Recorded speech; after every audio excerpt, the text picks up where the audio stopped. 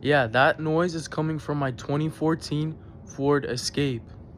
As some of you guys may know about this 2014 Ford Escape from the Copart Auto Auction in an attempt to flip it for a profit, but it's currently making some weird noises that are coming out of the engine bay, so I'm trying to figure that out.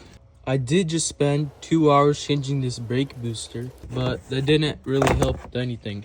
It's really not the best situation to be in, but I will figure it out and I will flip this car for a profit.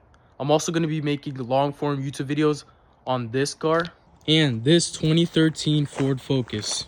All it needed was a new radio because it was vandalism damage and the old one was ripped out. But the actual cover doesn't fit because it's from a 2016 ST, which I didn't know, but I went ahead and ordered a new one.